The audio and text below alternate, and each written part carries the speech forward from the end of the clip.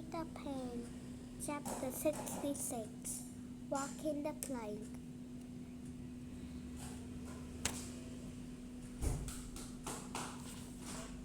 When he was brought up to the deck of the Jolly Roger, the boys were lined up in their chairs, trying to look brave. When she saw the pirates were preparing the plank, she was filled with hate. She hated Hook and she hated the pirates. Boys might think pirates exciting, but Wendy did not. She especially hated that the ship had not been cleaned for years. Not one window was throughout a layer of green. In fact, while she was below, she wrote "Dirty Pig" on a window with her finger.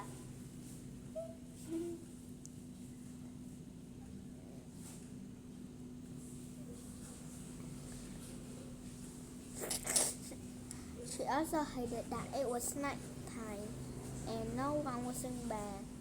But when the boys gathered around her, all these thoughts melted away. "So, my beauty," said Hook, "soon you will see the children walk the plank." Hook's lace collar was dirty, and when he saw Wendy scared, he tried to hide it. "Are the children going to die?" she asked scornfully. Her voice made it clear how she despised Hook's first plan. "They are," he shouted. "Silence! Listen to her mother's last words for children." Wendy stood tall and faced everyone proudly. "These are my last words, dear boys," she said. "I fear that your real mothers would say this. We hope our sons die like gentlemen." Hook shuddered. Even the pirates were aware for Wendy's words that were kind and inspired bravely. Toodles cried out, "And I am going to do what my mother wishes." "What are you going to do?" said Lee. "What my mother wishes," said Slightly. What are you going to do, Nibs?" Nibs answered the same way. And so did the other boys until Hook interrupted. "Tie her to the mast," he shouted cruelly.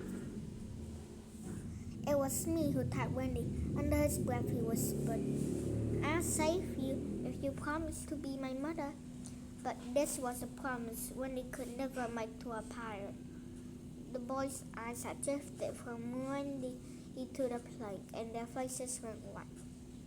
They were not ready to die.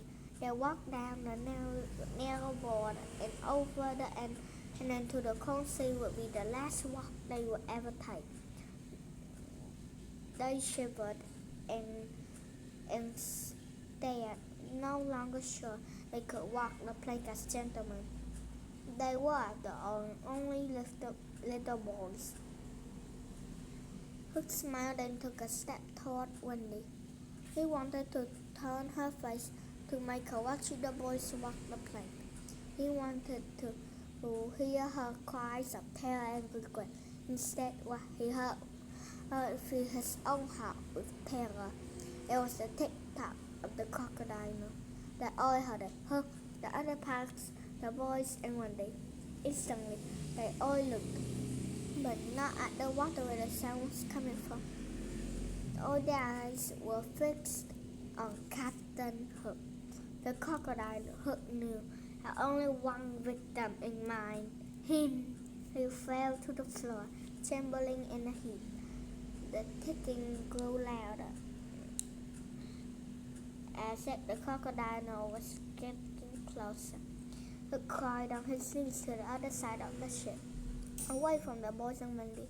The awful sound was getting even louder. All Hook could imagine was a terrible crocodile climbing aboard his ship.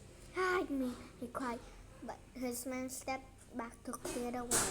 They had always been loyal to his captain, but none of them would stand between him and his fate. On the other side of the deck, the boys leaned over the side of the ship to see the crocodile climbing. But to their surprise, it was not a crocodile coming to the rescue. It was Peter. He made the sign to keep silent. Then he went on taking